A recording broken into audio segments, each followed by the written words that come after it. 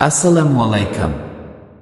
আজকের ভিডিওতে আমরা আলোচনা করব মৌমাছির জীবন এক চমকপ্রদ দৃষ্টান্ত, যেখানে একে অপরের সাহায্যে কঠোর পরিশ্রম এবং অদ্ভুত আচরণ তাদের টিকে থাকার জন্য অপরিহার্য।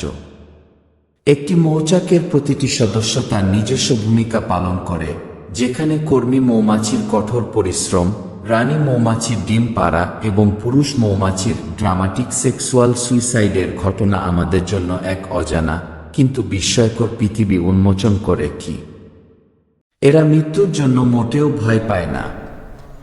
একজন মানুষকে মারতে হলে প্রায় 11 শুলের বিষ প্রয়োজন।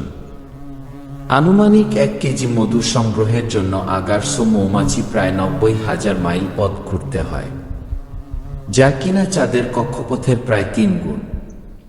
ফুলের হিসাব করলে দেখা যায় 1 কেজি মধু সংগ্রহের জন্য প্রায় 40 লক্ষ ফুলের পরাগরেণু স্পর্শ করতে হয়। সবকিছু ঠিক থাকলে ভালো মৌসুমে প্রায় 55 কেজি মধু জমা হয়।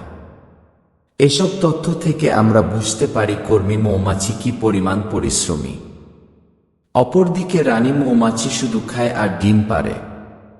রানী প্রতিদিন 15 থেকে 25 ডিম দেয়। পুরুষ মৌমাছির স্বভাব বেশ অদ্ভুত। এরা জীবনেও কোনো কাজ করে না, এমনকি কর্মী মৌমাছিকে এদের খাবার পর্যন্ত মুখে তুলে দিতে হয়। এদের জীবনের একমাত্র লক্ষ্য হল রানী মৌমাছির সাথে মিলিত হওয়া। মিলন মৌসুমে প্রতিদিন দুপুরবেলা চাকের সর্বাধিক সক্ষম পুরুষ মৌমাছিগুলো একটি নির্দিষ্ট স্থানে ভিড় জমায়, যাকে বলা হয় পুরুষ ধর্মসভা। ঠিক একই সময় চাক থেকে রানী মৌমাছি ঘুরতে বের হয়, যাকে বলা হয় কি দি মিটিং ফ্লাইট। কি রানী মৌমাছি হঠাৎ করে ঢুকে পড়ে পুরুষ ধর্মসভা এলাকায়। সে এসেই এক বিশেষ ধরনের গন্ধ ছড়িয়ে দেয়, যার ফলে শত শত পুরুষ মৌমাছি উত্তেজিত হয়ে পড়ে। এর পরপরই রানী মৌমাছি উড়ন্ত অবস্থায় পছন্দমতো পুরুষের সাথে মিলন করে। রানী মৌমাছি একেবারে পর্যায়ক্রমে 8-20টা পুরুষ মৌমাছির সাথে মিলিত হতে পারে। অদ্ভুত ব্যাপার হল, যৌন মিলনের সময় পুরুষ মৌমাছির এন্ডোফেরাস বা যৌনাঙ্গ ভেঙে যায় এবং তখনই মারা যায় পুরুষ মৌমাছি।